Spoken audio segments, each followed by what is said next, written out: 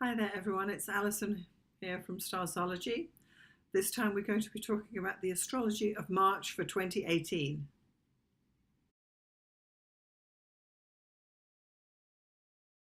So as a broad stroke for the Astrology for March 2018, we're going to look at which planets are moving signs, which are generally the main energy changes for astrology, and we're going to be looking at that. So first of all, we have on the 6th of March, we've got Mercury moving into Aries.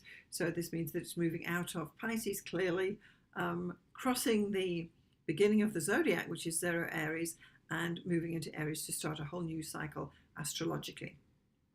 Mercury is not particularly better placed in Aries than it was in Pisces. So we're just going to find that there's going to be more, I want to say, more rush conversations happening and things like that. The urge to share your views will be stronger from this time onwards.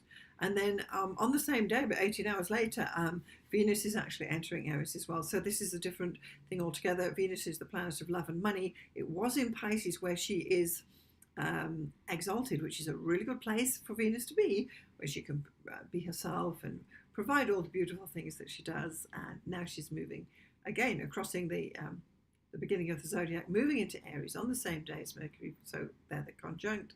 And Venus is not particularly happy in Aries. It's a sign of her detriment because it's opposite Libra, which is the sign she rules. So what's going to happen now financially and with love, we're going to find that there may be some almost juttering of things where it's a bit of maybe even stop go, because there's going to be the urge to rush, which is Aries in the fire sign, but love cannot be rushed. Money, although we'd love to think so, it cannot be rushed either. So it's going to be this kind of a bit of a grinding energy going on there, that you want more money but you kind of can't, and at the same time you want more love but you kind of can't. So that will develop differently during the month. Then what we do have is on the 17th, Mars is going into Capricorn. So Mars was in Sagittarius, it's been for a long time, and Mars is moving into Capricorn, the sign of its exaltation. So moving out of a peregrine sign where it was just ho-hum and whatever, now it's going to be able to achieve things. The energy will be put to good use. Things that we want to start will have a chance to grow, to develop, because they'll be coming, I want to say, on firmer footings.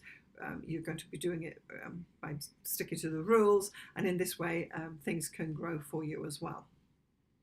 Then on the 20th, we have the Sun moving into Aries, so that will actually be International Astrology Day. Yay! It's a day when astrologers get together and maybe have a party going on, have some cake, tea and cake certainly, and many astrology groups around will recognize that as International Astrology. As the Sun enters Aries, it's the beginning of a whole new astrological cycle. It's known as the vernal equinox. The Sun is crossing the celestial equator now, moving north and from the plane of the ecliptic, so going from the south to the north, and it's the beginning of spring for the northern hemisphere, and it's the beginning of autumn for people in the southern hemisphere. So Sun in Aries, again, a planet moving from where it was just ho-hum in Pisces into Aries. The Sun is exalted in Aries, so well placed. It's got energy, it's got drive, the things you want to do from your heart of hearts. You will be able to bring it forward. The Sun ego moves, and the drive, the love for life will come through. The verve, the get up and go is all going to now come to affect everybody as the Sun moves through Aries. And then on the very last day of the month, on the 31st, Venus makes a second move for March, and it enters Taurus. Now, Venus rules Taurus, so Venus has gone from challenging and difficult Aries into Taurus. So this is going to support financials, because that is the Taurian sign.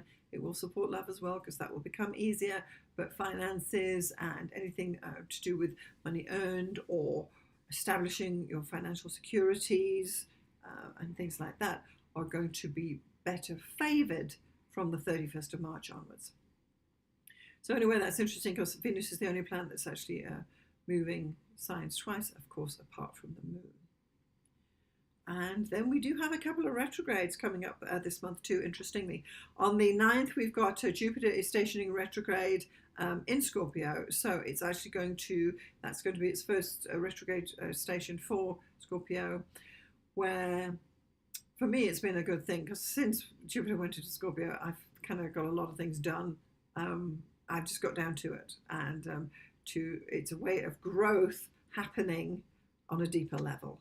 And if you've been experiencing that, you're actually going to find that you're now going to, during the retrograde period, which is going to be a couple of months, you're going to have a chance to go back over what you've recently done and decide if you actually want to keep it or not, or maybe that there's a chance there for a course adjustment whilst Jupiter's in its retrograde phase. So that'll be so for the rest of the month and into April and May. And then on the 23rd, Friday the 23rd, Mercury will station retrograde, and Mercury is actually going to be retrograding in Aries.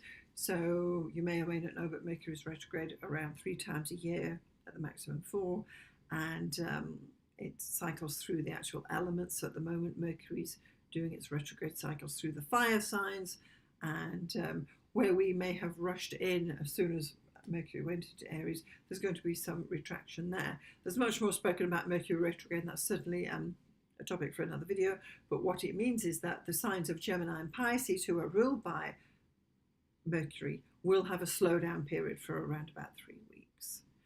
For the rest of us, you don't want to be making appointments and making deals and negotiating if you can help it during this time.